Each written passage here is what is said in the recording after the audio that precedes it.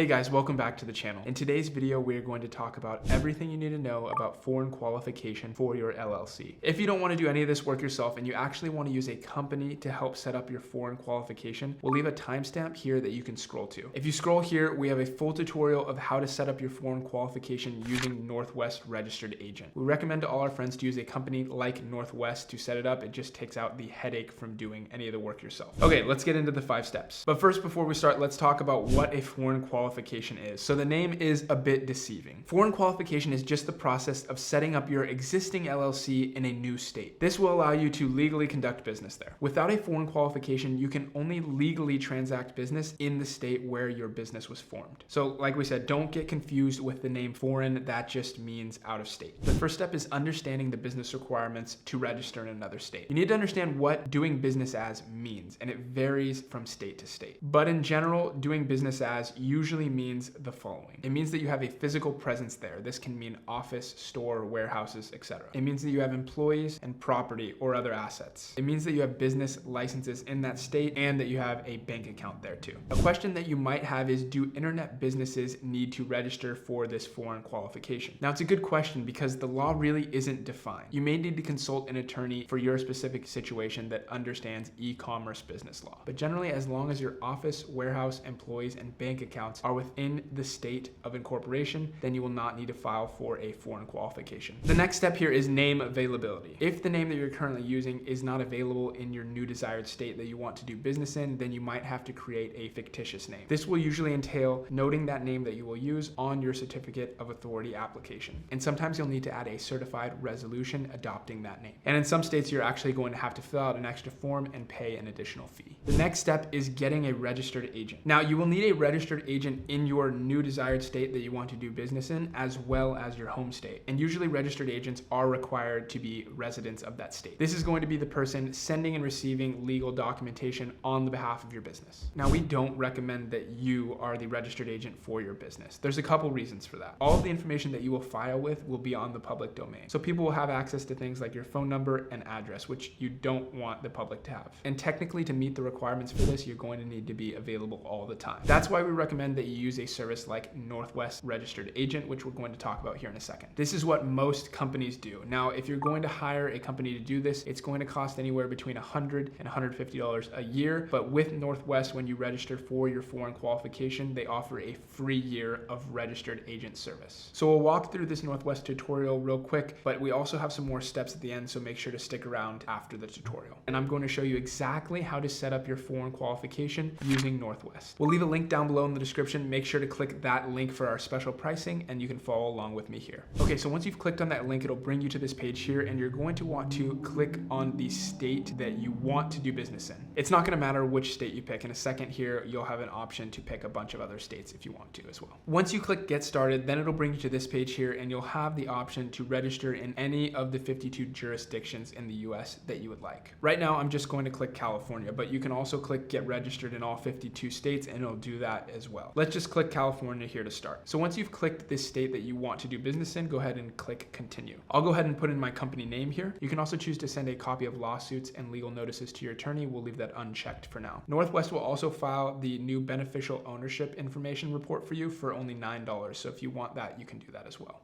We made an entire video on the BOI report, and we'll leave a link down below so you can check it out. Once you finish up there, then you can go ahead and click continue. Go ahead and enter your contact information here. And once you're finished there, go ahead and click continue. Now you go ahead and make an account and put in your email information, and then click continue. Next, it'll bring you to the business identity page, and you'll have the option to select the 90-day free trial if you'd like. This will give you things like a domain name, a website, business email, and phone number. Next, we'll click continue, and then it'll bring you to the additional options page. Here you can see that you can change your existing company's registered agent to Northwest if you like. You can also have them file your annual report for you. They also offer a mail forwarding service and a virtual office. And you can do trademark service as well. After that, you can click continue, and then you can go ahead and enter your credit card information here. And once you finish, you can go ahead and click done. So we really recommend using a company like Northwest to do this service for you for a really small fee. It gets rid of the headache, and it does your entire foreign qualification service for you. The next step that you want to do is get a certificate of good standing. You will basically need to prove in your new state that you're an existing business in your home state. This certificate of good standing is also called the certificate of status. Some states will also require an articles of organization and any amendments that you have. And then some states like Montana and Colorado don't require any of these documents. They have their own verification process. Just make sure to look into what your specific state needs. And step number 5 here is the certificate of authority. This is your foreign qualification form. Most states call this the application for certificate of authority or foreign registration statement. And the requirements for this are going to be just general business information like the owner's names, addresses, and shares. It will also need a signature of an authorized person. And the filing fees are a wide range from $50 to over $700. So that's all 5 steps that you need to know to file your foreign qualification.